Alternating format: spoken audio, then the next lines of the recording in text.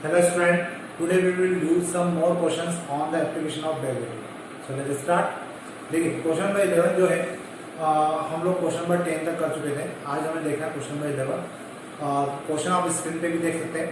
The volume of the spherical balloon increasing at the rate of 40 cubic centimetre पर minute. यहाँ पर हमें दिया गया है कि जो वॉल्यूम है वो उसमें चेंजेस आ रहा है, मतलब rate of change in volume है और वो कितना गिवन है 40 क्यूबिक सेंटीमीटर पर मिनट. तो rate of change in volume मतलब dV बाई dt हमें गिवन है. ये कितना है 40 क्यूबिक सेंटीमीटर पर मिनट. देखिए यहाँ पे यूनिट हमें मिनट में दी, पर सेकंड में नहीं थी. तो आपको ध्यान रखना है कि आगे भी जो यूनिट हमें गिवन हो मिनट में ही हो, अदरवाइज हमें उनको चेंज करना पड़ेगा. अब उसके बाद हमने आगे बोला है find the rate of change of the surface of the balloon at the instant. हमें rate of change in surface area निकालना है, मतलब ds बाय dt हमें निकालना है.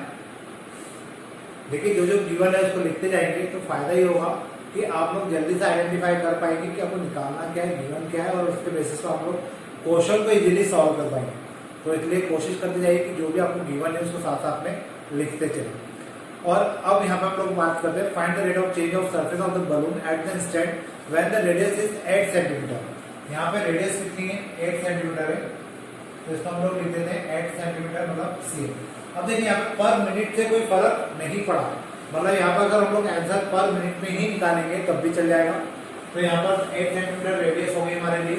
अब अगर हमें देखिए इसमें क्वेश्चन हम लोग जो स्टार्टिंग एक्सरसाइज का तीसरा या चौथा क्वेश्चन था वैसा ऐसे ही क्वेश्चन था, तो मैंने वहाँ पे भी पहले ऐसे ही किया था कि सरफेस एरिया निकाल कर आपको बताया था कि हम लोग क्यों पहले ये निकाल रहे हैं.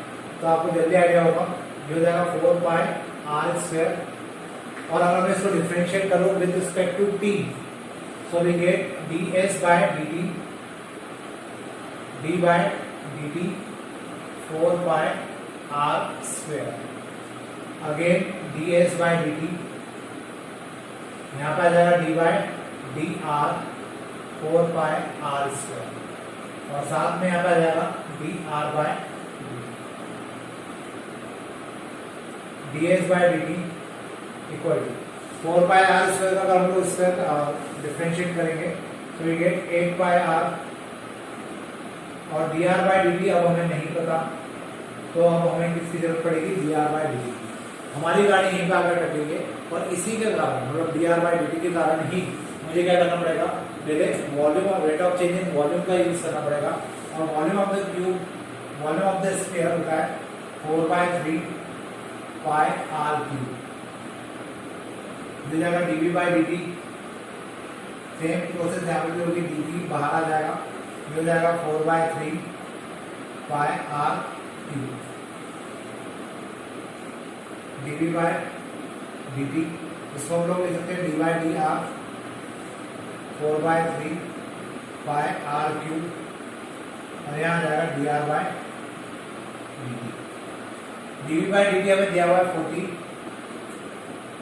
और इसको अगर हम डिफरेंशिएट कर देंगे विद रिस्पेक्ट टू r तो हो जाएगा 4 by 3 into 3 pi are square, और यहाँ आ जाएगा dr बाय dt.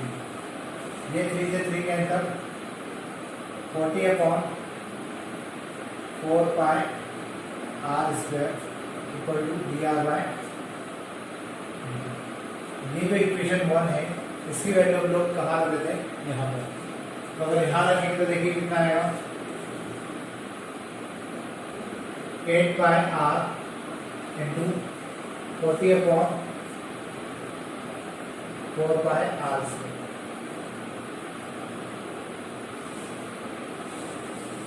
अब बस इसको हमें सॉल्व करना है. तो यहाँ पे पाई से पाई कैंसिल हो जाएगा, एक आर से एक आर कैंसिल हो जाएगा, एक 4 से हो जाएगा 10, तो फाइनली हो जाएगा 80 अपॉन आर. और अगर हम लोग r की वैल्यू रखें तो r की वैल्यू 8 है, 80 upon 8 and it will give us 10 centimetre square पर सेकंड. ये मेरा आंसर हो जाएगा. होपफुली आपको समझ में आया होगा. क्वेश्चन थोड़ा सा अलग है, मैंने पहले इसको सॉल्व किया और फिर यहाँ से इसको सॉल्व किया, लेकिन जब आप लोग लिखेंगे तो आप लोग पहले इसको ही लिखेंगे फिर इसको लिखेंगे. मैंने पहले उसको इसलिए सॉल्व किया ताकि आपको समझ में आए कि हम लोग ये क्यों निकालते हैं। ये हमें निकालना पड़ता है dr/dt के लिए, क्योंकि हमें dr/dt की जरूरत पड़ती है। तो यहाँ से हम लोग वैल्यू निकाल के वहाँ रखते हैं, इसलिए हमने इसको बाद में किया। लेकिन आप लोग जब क्वेश्चन कर रहे होंगे तो आपको डेफिनेटली पता होगा कि आपको क्या निकालना है। तो आप लोग पहले इसी को सॉल्व करें, फिर ये सॉल्व करते हैं, आपका आंसर यहाँ पर आ जाएगा। अब हम लोग देखते हैं नेक्स्ट क्वेश्चन। देखिए जो नेक्स्ट क्वेश्चन है आपके सामने स्क्रीन पर है। The volume of a cube is increasing at the rate of 8 centimetre cube पर सेकेंड। यहाँ पे rate of change in volume given है, मतलब dA/dt, सॉरी हमें वॉल्यूम में चेंजेस गिवन है, तो dV/dt आपको कितना दिया हुआ है 8 सेंटीमीटर क्यूब पर सेंटीमीटर, 8 सेंटीमीटर क्यूब पर सेकेंड, ये हमें गिवन है। अब इसके बाद how fast is the area, surface area increasing, मतलब मुझे बोला गया कि सरफेस एरिया में किस प्रकार से चेंज आएगा, मतलब ds/dt मुझे निकालने के लिए बोला गया है। Again when the length of an edge is 12 centimetre, मतलब ए कितना है, ए जो है वो 12 सेंटीमीटर है। तो अब मुझे यहाँ पे वॉल्यूम गिवन है और ds/dt निकालना है। तो अब मैं क्वेश्चन को अगर डायरेक्टली करूँ तो आपको समझ में आएगा कि मैं पहले इधर वाला पार्ट काम करते हुए मैं डायरेक्ट वॉल्यूम से स्टार्ट करता हूँ। वॉल्यूम ऑफ द क्यूब क्या होता है, ए क्यूब d/dt, यहाँ आ जाएगा v, यहाँ आ जाएगा d/dt, यहाँ आ जाएगा a क्यूब, ये हो जाएगा dv/dt, ये हो जाएगा d/da, a cube multiply dA/dt,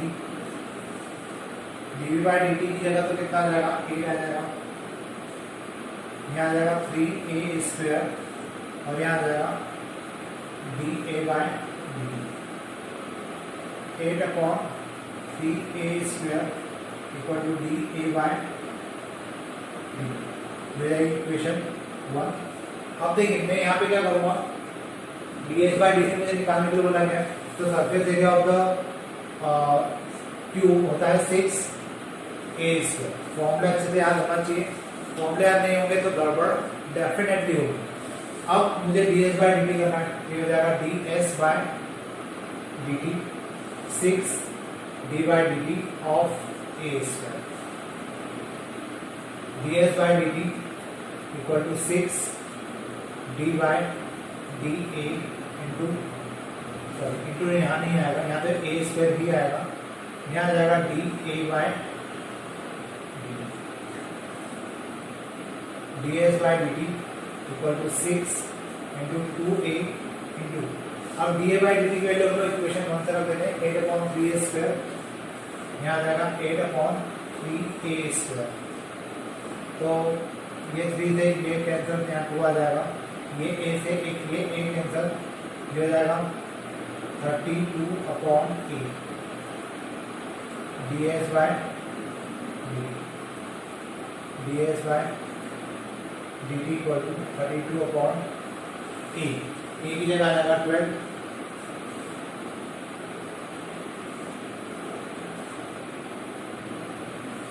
ये हो जाएगा 6, ये हो जाएगा 16, ये हो जाएगा 8/3 सेंटीमीटर स्क्वायर पर सेकंड। तो ये मेरा क्या हो जाएगा, फाइनल आंसर हो जाएगा। और इसके बाद मैं क्वेश्चन को सॉल्व करता हूँ। अब अपन देखते हैं नेक्स्ट क्वेश्चन। देखिए जो नेक्स्ट क्वेश्चन है आपके सामने स्क्रीन पे आप लोग देख सकते हैं उसको। क्वेश्चन बोला गया है अ ladder is inclined at an angle of 30 degree with a wall. अब देखिए ये जो क्वेश्चन हम लोग करने वाले हैं ये थोड़ा सा लीक से हटकर क्वेश्चन है, और इस क्वेश्चन में हमें जो बोला गया है उसको ध्यान से सुनेगा और फिर हम लोग इस क्वेश्चन को करने की कोशिश करेंगे। अ ladder is inclined at an angle of 30 degree with a wall. यहाँ पे एक लेडर है जो 30 डिग्री का एंगल बना रही है वॉल के साथ। ये हमारे वॉल होगी और ये लेडर होगी। अब वो बोल रहे हैं कि जो लेडर है वो वॉल के साथ 30 डिग्री का एंगल बना रही है, मतलब ये 30 डिग्री हो जाएगा। ये बात ध्यान रखेगा स्टूडेंट, इसको 30 डिग्री ले लेते हैं, ये 30 डिग्री नहीं, 30 degree with the wall. Ladder is making an angle of 30 degree with the wall, wall के साथ बना रही है। फिर उसके आगे बोला है a man climb this ladder at a speed of 3 centimetre per second. एक व्यक्ति इस वॉल पे, a man climb this ladder, एक व्यक्ति लेडर पे क्लाइंब कर रहा है at a speed of 3 centimetre per second, मतलब यहाँ पे 3 सेंटीमीटर पर सेकंड की रेट से एक व्यक्ति क्या कर रहा है, इस पे क्लाइंब कर रहा, चढ़ रहा है। At what rate is he approaching to the wall, वो किस रेट से वॉल की तरफ पहुंच जाएगा, मतलब यहाँ पे हमें ये वाली वैल्यू में रेट ऑफ चेंज निकालना है और ये वाली वैल्यू में रेट ऑफ चेंज गिवन है, मतलब यहाँ पे मेरे पास दो वेरिएबल है। अब देखिए प्रॉब्लम ये है कि जब मैं इस क्वेश्चन के पहले वाले जो क्वेश्चन की बात करूं तो क्वेश्चन में हमारे पास प्री डिफाइंड फॉर्मूले थे और उन प्री डिफाइंड फॉर्मूलों को हम लोग सॉल्व करके देख सकते थे कि किस वैल्यू को मतलब डिफरेंशिएट करना है, किसको इंटीग्रेट करना है। वहां पर हमें सारे प्री डिफाइंड फॉर्मूले का बहुत सपोर्ट मिलता था, लेकिन अब इसमें तो कोई फॉर्मूला हमारे पास नहीं है। बस हमें एक बात ये बोल दी गई कि एक व्यक्ति है वो क्लाइंब कर रहा है और वो किस रेट से वॉल की तरफ पहुंच जाएगा हमें ये बताना है, ये रेट ऑफ चेंज हमें पता करना है। तो यहाँ पर हमारे पास कोई फॉर्मूला नहीं है, इसके लिए हमें इस फॉर्मूले को पहले बनाना पड़ेगा और फिर हम लोग उसको क्या कर पाएंगे, डिफरेंशिएट कर पाएंगे। पुराने क्वेश्चन में फॉर्मूले होते थे, हम उसको डायरेक्ट डिफरेंशिएट करते थे, डायरेक्ट वैल्यू पुट करते थे, हमें आंसर मिल जाता था। लेकिन अब जो क्वेश्चन हमारे पास है, इस क्वेश्चन में न तो हमारे पास फॉर्मूला है ना ही हमारे पास कोई ज्यादा अच्छी डायरेक्शन है। तो हम लोग यहाँ पे पहले फॉर्मूला बनाएंगे और फिर उसको क्या करेंगे, डिफरेंशिएट करेंगे। तो देखिए यहाँ पर हम लोग मान लेते हैं कि ये x है और ये y है। अगर ये y है तो rate of change in y आपको गिवन है dy/dt और ये कितना है 3 सेंटीमीटर पर सेकेंड। और ये अगर x है तो x dx/dt हमें निकालना है, मतलब dy/dt हमें गिवन है और dx/dt हमें निकालना है। ये कैसे माना, मैंने मान लिया कि यहाँ से यहाँ तक की लेंथ y है और यहाँ से यहाँ तक की लेंथ x है। तो अब जब वो व्यक्ति यहाँ से यहाँ पे ऊपर क्लाइंब कर रहा है तो रेट ऑफ चेंज, उसकी रेट ऑफ चेंज दिया हुआ है, मतलब किस रेट से ऊपर बढ़ रहा है 3 सेंटीमीटर पर सेकंड, मतलब y के रेट में क्या हो रहा है, चेंज हो रहा है, तो 3 सेंटीमीटर पर सेकंड आ गया। और मुझे ये वाला रेट निकालना है, मतलब dx/dt निकालना है, तो मैं dx/dt लिख लेता हूँ। लेकिन प्रॉब्लम तो अभी भी हमारे साथ है। प्रॉब्लम ये है कि हमारे पास इक्वेशन नहीं है, तो इक्वेशन बनाने के लिए उन्होंने हमें इसको 30 डिग्री दिया है, ये 90 होता है, तो ऑब्वियस है कि ये कितना होगा, 60 डिग्री होगा। अब मुझे पता है कि इन दो साइड को लेकर ट्रिग्नोमेट्रिक कौन सा फंक्शन बनता है, कौन सा रेशियो बनता है, ये होता है b, होता है h। तो मतलब cos थीटा वाला बनता है cos 60 डिग्री b/h। cos 60 कितना होता है 1/2 हो जाएगा। और b कितना है,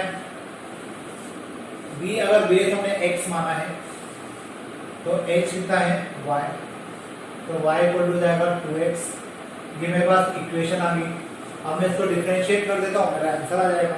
इसको डिफरेंशिएट करेंगे तो जाएगा dy/dt equal to 2 dx/dt। dy/dt तो मुझे दिया हुआ है 3 इक्वल टू 2 dx/dt, ये जाएगा 3/2 centimetre per second equal to dx/dt। तो इस प्रकार से मैं क्या कर सकता हूँ, rate of changing approaching toward the wall निकाल सकता हूँ, मतलब dx/dt में निकाल सकता हूँ। क्वेश्चन काफी इजी था। पहले मुझे क्या करना पड़ा, यहाँ पे पहले मुझे फॉर्मूला क्रिएट करना पड़ा या इक्वेशन क्रिएट करना पड़ेगा जिसको मैं डिफरेंशिएट करता हूँ।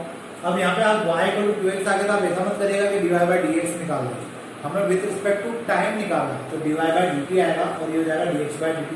dy/dt की वैल्यू हमें गिवन थी और dx/dt हमें पता नहीं था, वो तो निकालना था, वो हमने निकाल लिया। वो कितना है 3/2 सेंटीमीटर पर सेकंड। तो ये मेरा क्या हो जाएगा, आंसर हो जाएगा। तो इस प्रकार से मैं बिना इक्वेशन जो कि गिवन नहीं है उसके भी क्या कर सकता हूँ, क्वेश्चन को सॉल्व कर सकता हूँ। अब अपन देखते हैं नेक्स्ट क्वेश्चन। देखिए जो नेक्स्ट क्वेश्चन है वो भी आपकी स्क्रीन पर है। क्वेश्चन नंबर 14 की बात कर रहे हैं। अ ladder 5 centimetre long is leaning against a wall. यहाँ पर अगेन आपके पास एक लेडर है जो किसी वॉल के अगेंस्ट लीन करें, मतलब उसको झुका कर रखा गया है। The bottom of the ladder is pulled along the ground away from the wall at the rate of 2 centimetre per second. देखिए मैं डायग्राम बनाता हूँ, जल्दी समझ में आएगा। उन्होंने बोला है कि एक वॉल है और उस पर लेडर को टिकाकर रखा गया। अब उनका कहना ये पड़ रहा है इसके आगे कि ये लेडर की जो लेंथ है वो 5 सेंटीमीटर है। अब देखिए लास्ट क्वेश्चन में हमें कोई लेंथ वगैरह गिवन नहीं थी, तो वहाँ पे हमें इक्वेशन बनाने के लिए पाइथागोरस यूज नहीं कर सकते थे, लेकिन इस क्वेश्चन में हम लोग पाइथागोरस का यूज करेंगे। देखते जाइए।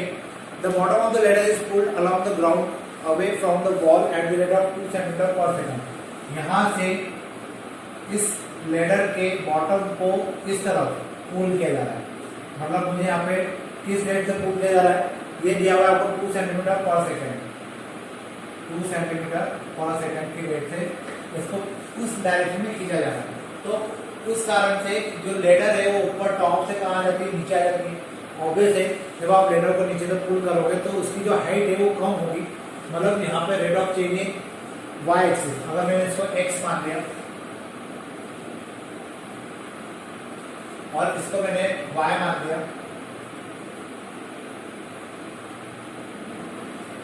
तो यहाँ पर रेट ऑफ चेंजिंग x मतलब dx बाय dt मुझे कितना दिया हुआ है, dx बाय dt मुझे दिया हुआ है 2 सेंटीमीटर पर सेकंड, और रेट ऑफ चेंजिंग y मतलब dy बाय dt जो दिया हुआ है वो कितना दिया हुआ है, जबकि वो कम हो रहा है मतलब नेगेटिव है, तो इसलिए मैं इसको नेगेटिव भी ले सकता हूँ। तो देखिए कितना आ रहा है ये 2 सेंटीमीटर पर सेकंड की रेट से हम वॉल जो लेडर है उसको पीछे की तरफ मतलब नीचे की तरफ खींच रहे हैं। How fast is it's height on the wall decreasing, मैंने ये तो मुझे निकालने के लिए बोला है, हमने दिया नहीं है। How fast is the height on the wall decreasing when the foot of the ladder is 4 centimetre away from the wall, और ये जो लेंथ है ये हमें कितनी दी हुई है 4 सेंटीमीटर, मतलब एक समय दिया हुआ है 4 सेंटीमीटर। तो अब मुझे dy बाय dt निकालना है। अब dy बाय dt अगर मुझे निकालना है तो दिक्कत ये है कि इक्वेशन हमारे पास नहीं है, और इक्वेशन नहीं है तो पहले हमें इक्वेशन बनाना पड़ेगी। तो देखिए मैं इसको नाम दे देता हूँ, ये हो जाएगा a, ये हो जाएगा b, ये हो जाएगा c। तो मुझे पता है ac square equal to ab square plus bc square. ac कितना है 25, ab कितना है ये हमें नहीं पता, मतलब ये वाई स्क्वायर है, प्लस bc कितना है x है। यहाँ से हमें इक्वेशन तो मिली गई। अब यहाँ पे अगर मैं x की वैल्यू रख दूँ तो 25 equal to y square plus 4 का स्क्वायर, क्योंकि मुझे x इक्वल टू 4 दिया हुआ है। 25 minus 16 equal to y square, that is 9 equal to y square, और ये जाएगा 3 इक्वल टू वाई के हो जाएगी 3। अब मुझे बात करना है किसकी, इस इक्वेशन की, तो x square plus y square equal to 25, ये जाएगा 2x dx बाय dt, ये जाएगा 2y dy by dt equal to 0। अब यहाँ पर हम लोग x और y की वैल्यू भी रख देते हैं, dx बाय dt की वैल्यू भी रख देते हैं, हमें क्या मिल जाएगा dy बाय dt मिल जाएगा। यहाँ आ जाएगा 2 इंटू एक्स की जगह आ जाएगा 4 इंटू dx बाय dt की जगह आ जाएगा 2 प्लस 2 इंटू वाई की जगह आ जाएगा 3, और dy बाय dt जो हमें निकालना है इक्वल टू ये जाएगा 8 16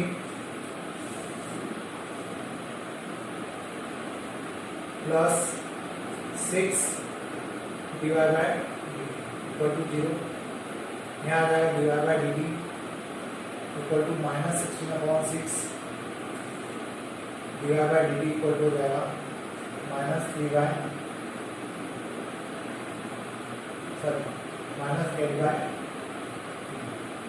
सेंटीमीटर पर सेकंड। ये मेरा फाइनल क्या जाएगा आंसर होगा। अब देखिए यहाँ पे जो आंसर आ रहा है वो नेगेटिव आ रहा है, तो नेगेटिव आने का मतलब है कि यहाँ पे जो रेट ऑफ चेंज है वो कैसा है डिक्रीजिंग ऑर्डर में, इसलिए वो माइनस का साइन आ रहा है। यहाँ माइनस का साइन आने का मतलब नहीं होता कि वैल्यू माइनस की, यहाँ पे माइनस का साइन आने का मतलब होता है कि जो आंसर आपका आ रहा है वो डिक्रीजिंग ऑर्डर में है, इस कारण वहाँ पे माइनस आएगा। तो हमारा जो आंसर होगा फाइनली वो जाएगा -8/3। और इस प्रकार से मैं बिना इक्वेशन वाले क्वेश्चंस को भी, जो कि इक्वेशन में गिवन नहीं है, इन क्वेश्चंस को भी मैं कर सकता हूँ। अब इसके कुछ और क्वेश्चन बाकी हैं जो हम लोग आने वाले वीडियो लेक्चर्स में देखेंगे। Today we will do some more questions on the application of derivative. So let's start. Last जो वीडियो लेक्चर हमारा हुआ था उसमें हम क्वेश्चन नंबर 14 तक कर चुके थे। आज हमें क्वेश्चन नंबर 15 देखना है और क्वेश्चन नंबर 15 आपके सामने स्क्रीन पर है, तो हम लोग उसको पढ़ना स्टार्ट करते हैं। The side of an equilateral triangle is increasing at the rate of 2 centimetre per second.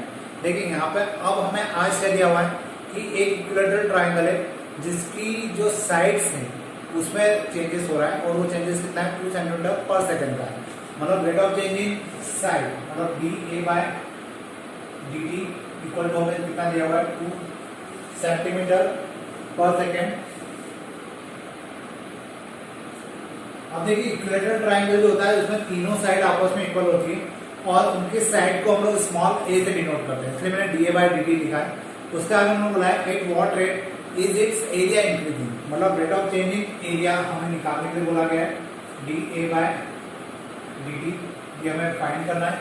उसके बाद हमें बोला गया है when the side of the triangle is 20 centimetre, side कितनी दी हुई है हमें 20, मतलब आ जाएगा 20 सेंटीमीटर।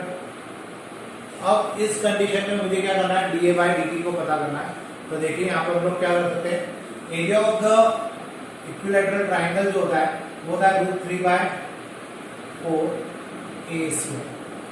ये फॉर्मूला आप लोगों ने 9th या 10th क्लास में पढ़ा होगा। इक्विलैटरल ट्राइंगल का जो एरिया होता है वो ये होता है। अब मुझे यहाँ पे dA/dt अगर पता करना है तो ये जाएगा dA/dt इक्वल टू √3/4, यहाँ पर आ जाएगा dA/dt of a², dA/dt equal to √3/4। इसको मैं लिख सकता हूँ dA/dt a² इंटू dA/dt। अब यहाँ पे a² को हम लोग डिफरेंशिएट करें, यहाँ आ जाएगा dA/dt इक्वल टू √3/4, ये हो जाएगा 2a मल्टीप्लाई और यहाँ जाएगा dA/dt की जगह हम लोग लिख सकते हैं 2 सेंटीमीटर, तो ये जाएगा 2 √3/4 इंटू 4 और a की जगह आ जाएगा कितना 20, तो फाइनली यहाँ पे हमें मिलेगा 20, ये हो जाएगा 5 मतलब 20√3 स्क्वायर यूनिट नहीं सॉरी सेंटीमीटर दिया हुआ है, हम लोग सेंटीमीटर डायरेक्ट लिखेंगे, सेंटीमीटर स्क्वायर पर सेकंड। ये मेरा क्या हो जाएगा, आंसर हो जाएगा 20√3। अब इसके बाद हम लोग देखते हैं नेक्स्ट क्वेश्चन। देखिए जो नेक्स्ट क्वेश्चन है आप लोग स्क्रीन पे देख सकते हैं। A spherical ball of the salt is dissolving in water in such a manner that the rate of decrease of the volume at any instant is proportional to the surface। यहाँ पर हमें क्या बोला गया, एक स्फेरिकल बॉल है और वो स्फेरिकल बॉल डिसॉल्व हो रही है वाटर में इस प्रकार से कि rate of decrease of volume at any instant is proportional to the surface. मतलब यहाँ पे हमें क्या दिया हुआ है, थोड़ा सा ध्यान से, ये क्वेश्चन में न्यूमेरिकल टाइप नहीं है, ये क्वेश्चन आपको थ्योरेटिकल करना है। तो यहाँ पे देखिएगा कि क्या करने के लिए बोला है, a spherical ball of salt is dissolving in water such a manner that the rate of decrease of volume, मतलब dV/dt की बात हो रही है, rate of change in volume dV/dt at any instant is proportional to the surface. मतलब ये किसके equivalent proportional दिया हुआ है dS/dt। अब इसका आगे हमें बोला है show that the radius is decreasing at a constant rate. हमें क्या करना है कि जो रेडियस है वो कांस्टेंट रेट से क्या हो रही है, डिक्रीज हो रहा है। तो अब इसको हमें गिवन तो केवल ये है, न्यूमेरिकल वैल्यू कुछ भी गिवन नहीं है, तो हम लोग इसी को लेकर सॉल्व करते हैं। यहाँ पर हमें स्फेरिकल बॉल दिया गया है, तो सरफेस एरिया और सरफेस वॉल्यूम जब भी निकाला जाएगा तो वो स्फेरिकल बॉल का निकाला जाएगा। तो देखिए मैं इसको ऐसा भी लिख सकता हूँ dV/dt equal to k dS/dt। जब भी प्रोपोर्शनल का साइन हटाते हैं, बीच में इक्वल का साइन लगाते हैं, तो इस साइड क्या आ जाता है, k आ जाता है मल्टीप्लाई में। अब मैं यहाँ पर बात करता हूँ किसकी, dV/dt, volume of the spherical ball हो जाएगा 4/3 πr क्यूब। और वैसे ही के D by D T surface area हो जाएगा 4 पाई आर स्क्वायर। अब इसके बाद अगर हम लोग इसको सॉल्व करें तो यहाँ आ जाएगा 4/3 d by d r pi r cube, या इस पाई को भी हम लोग आगे निकाल लेते हैं कॉमन, यहाँ पर आ जाएगा डी आर बाय डी। ये कुछ इस प्रकार से लिखा जा सकता है। और सेम प्रोसेस यहाँ पे भी होगी, k into 4 pi d by d r r square into d are by d. अब यहाँ पे अगर हम लोग इसको सॉल्व करें तो जाएगा 4/3 पाई इंटू 3 आर स्क्वायर, और यहाँ जाएगा D R by D. Same process होगी यहाँ पर, के 4 पाई, यहाँ जाएगा 2r D are by D. ये D R by D T और ये D R by D T cancel हो जाएंगे, और हम लोग क्या लिख सकते हो, 4/3 pi into 3r square equal to यहाँ जाएगा के इंटू 4 पाई इंटू 2r। अब देखिए ये 3 से 3 भी कैंसिल, पाई से पाई भी कैंसिल, 4 से 4 भी कैंसिल, यहाँ बच रहा है केवल आर स्क्वायर इक्वल टू के इंटू 2r। एक आर से हम लोग एक आर से कैंसिल कर सकते हैं, आर इक्वल टू आ जाएगा 2k। अब देखिए यहाँ पे जो हमें मिल रहा है उसको ध्यान से अगर आप देखकर समझने की कोशिश करें तो हमें क्या मिल रहा है, radius equal to 2 times of constant value. मतलब यहाँ पर जो आर है वो हमें क्या मिल रहा है, कांस्टेंट वैल्यू के इक्विवेलेंट मिल रहा है, और इस कांस्टेंट वैल्यू को हम लोग क्या बोल सकते हैं, show that the radius is decreasing at a constant rate. यहाँ पर जो आर आ रहा है वो क्या आ रहा है, कांस्टेंट आ रहा है। इससे क्या प्रूव होता है कि आर की वैल्यू क्या है, कांस्टेंट है।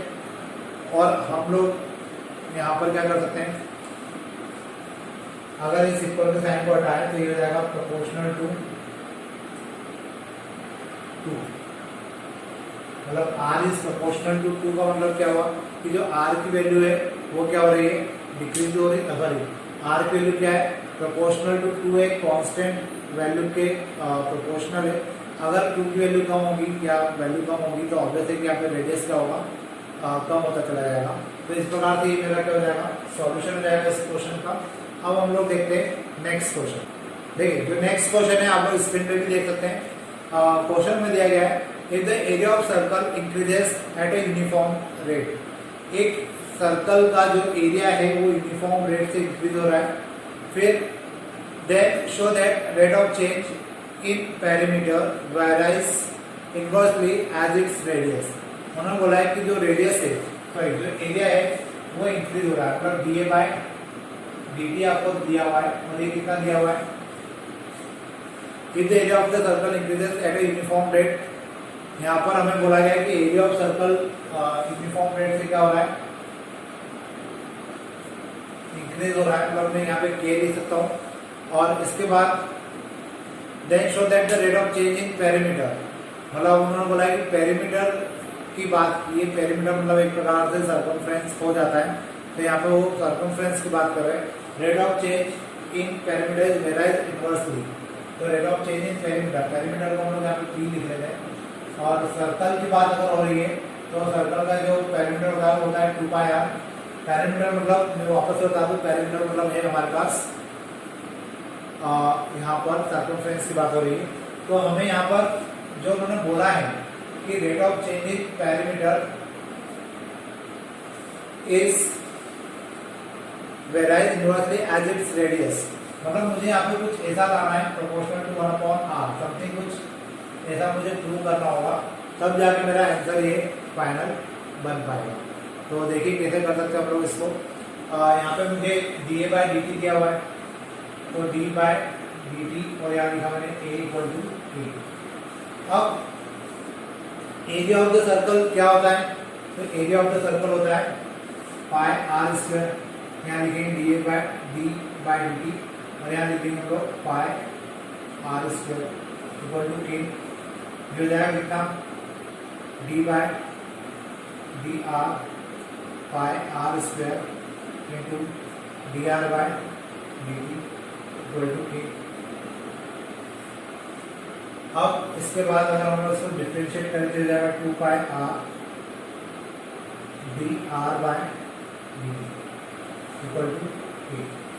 अब यहाँ पे हम लोग 2 पाई आर की वैल्यू निकाल सकते हैं। ये कितना हो जाएगा D R by D T equal to k upon 2 pi r. तो ये D R by D T की वैल्यू हो गई। अब इसको हम लोग इक्वेशन 1 देके भी छोड़ देते हैं। अब बात करना है हमें इसकी पेरीमीटर की, और पेरीमीटर के बारे में मैंने आपको पहले ही बताया कि सर्कमफ्रेंस जो सर्कल के पेरीमीटर की बात हो, मतलब वो किसकी बात हो रही है, सर्कमफ्रेंस की बात हो रही है। तो सर्कमफ्रेंस ऑफ द सर्कल जो होता है उसको हम लोग पी से डिनोट कर रहे हैं, और ये होता है 2 पाई आर। तो 2 पाई आर होता है, तो मुझे यहाँ पे D P by D T निकालना है, मतलब इसको डिफरेंशिएट करूंगा with respect to D T. तो हो जाएगा कितना D by D T into 2 pi R D P by D T equal to D by D R into 2 pi R. ये इंटू नहीं है, यहाँ पर आ जाएगा D R by D T. अब D are by D T की value की जरूरत पड़ेगी, इसलिए मैंने इसको पहले निकाल लिया। और यहाँ पे d are by D T की वैल्यू जो है के अपॉन 2 पाई आर, उसको मैं यहाँ रख दूंगा, और यहाँ रखने के साथ ही हम इसको क्या करेंगे, डिफरेंशिएट भी कर देंगे। तो इसको जब हम लोग डिफरेंशिएट करेंगे तो देखिए क्या आएगा,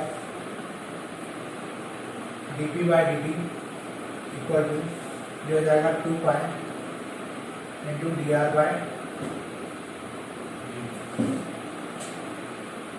d P by D T equal to 2 pi into d are by D T की अगर हम लोग बात करें तो यहाँ पर d r by D t जो है वो रहा है के अपॉन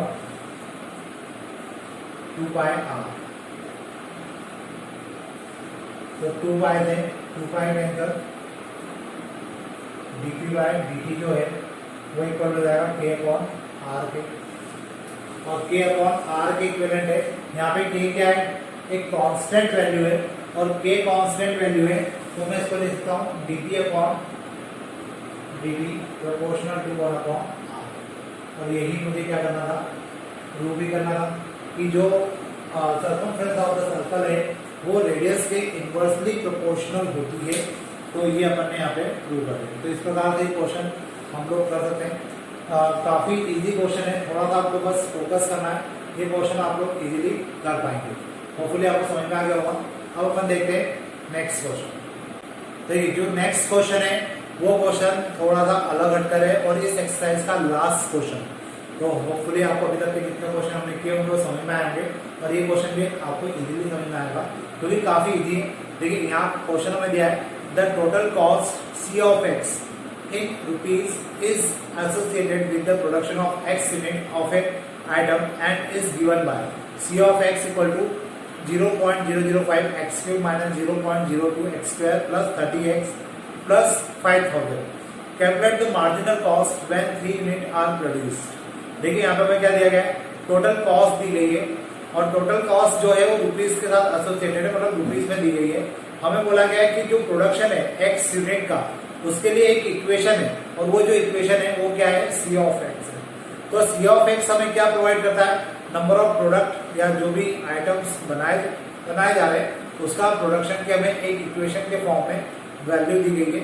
हम इसको अगर डिफरेंशिएट करेंगे तो यहाँ पे क्या मिलेगा, हमें रेट ऑफ चेंजिंग आइटम्स जो भी मतलब पर्टिकुलर टाइम पीरियड में जो भी चेंजेस होगा वो हमें मिलेगा, और जब वो हमें मिलेगा और उसमें हम लोग 3 यूनिट का प्रोडक्शन एक्स की जगह रख देंगे तो हमें टोटल कॉस्ट मिल जाएगी, क्योंकि सी ऑफ एक्स जो है वो टोटल कॉस्ट की इक्वेशन है, और वो किसके ऊपर डिपेंड करती है, जो इक्वेशन आपको गिवन है, मतलब एक्स की टर्म में जो इक्वेशन गिवन है जो कि आइटम्स को डिनोट कर रही है। तो जितने नंबर ऑफ आइटम्स होगी उतना जो टोटल कॉस्ट होगा वो आपको मिलने वाला है। तो ऑब्वियसली यहाँ पे हम लोग जब इसको डिफरेंशिएट करेंगे तो हमें क्या मिलेगा, टोटल कॉस्ट मिलेगी, और टोटल इसको जब हम डिफरेंशिएट करेंगे तो हमें rate of change in items मिलेगा, जिससे हम लोग एक्स की वैल्यू को 3 यूनिट के बेसिस पर अगर पुट करेंगे तो हमें 3 यूनिट के हिसाब से क्या मिल जाएगी, जो टोटल कॉस्ट होगी वो मिल जाएगी।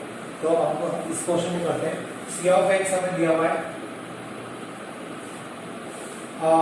0.005 एक्स क्यूब, 0.005 एक्स क्यूब। आगे क्वेश्चन स्क्रीन पे भी देख सकते हैं, माइनस 0.02 एक्स स्क्वायर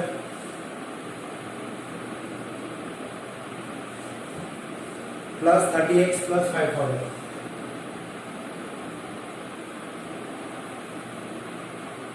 ये क्वेश्चन अगर आपके एग्जाम में पूछा जाता है तो काफी इजी क्वेश्चन है, बहुत इजी तरीके से कर सकते हैं। आपको केवल और केवल क्या करना है, इसको डिफरेंशिएट करना है और एक्स की वैल्यू रखना है।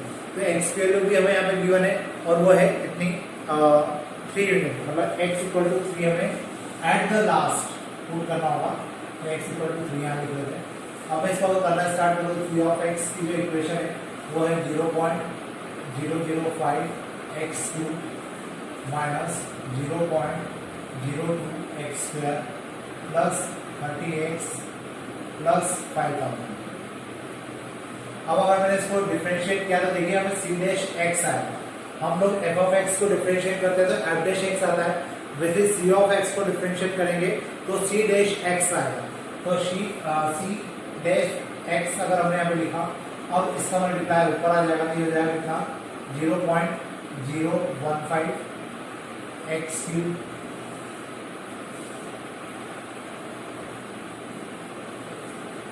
माइनस इसका मल्टीप्लाई इसमें कर देंगे तो हो जाएगा 0.04 एक्स स्क्वायर, यहाँ पे आ जाएगा 30, एक्स का हो जाएगा 1 और ये हो जाएगी काउंट 0। अब मुझे क्या निकालने में बोला है, एक्स इक्वल टू 3 पर मुझे जो इसका प्रोडक्शन है calculate the marginal cost, marginal cost निकालना है। मैं यहाँ लिख देता हूँ मार्जिनल कॉस्ट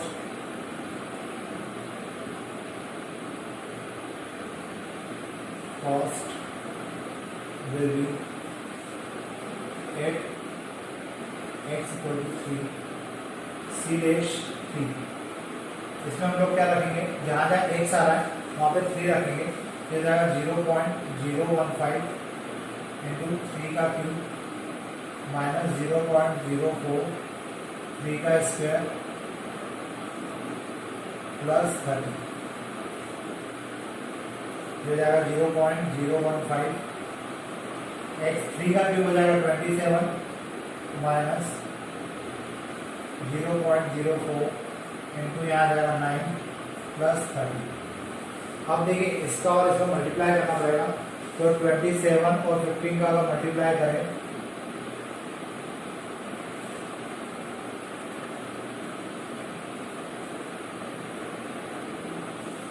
ये आ रहा है 405,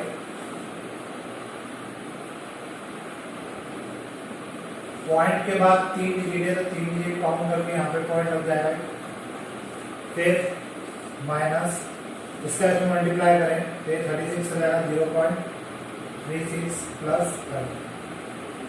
अब मुझे क्या करना है, इन दोनों को पहले इसमें से इसको माइनस कर लेते हैं और फिर इसमें प्लस कर देंगे, तो ये हो जाएगा कितना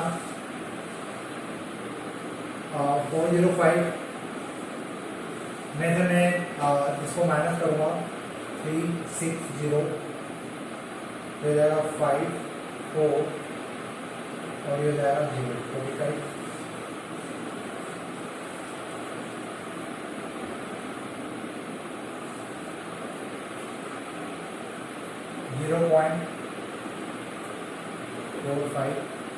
प्लस 30, तो फाइनल जो आंसर हो जाएगा वो हो जाएगा 30.045।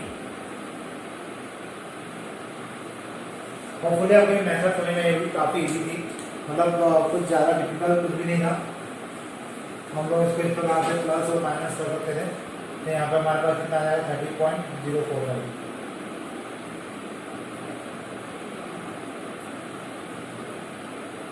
ठीक है, तो होपफुली आपको मेथड समझ में आएगी, काफ़ी इजी है। इस टाइप का क्वेश्चन एग्जाम में पूछा जा सकता है, तो आप लोग इसकी तैयारी करेगा। अब जब नेक्स्ट लेक्चर होगा तो उसमें हम लोग इंक्रीजिंग और डिक्रीजिंग फंक्शंस की बात करेंगे, नेक्स्ट एक्सरसाइज की बात करेंगे। फिलहाल आज के लिए हम लोग इतने ही रखते हैं। Thank you.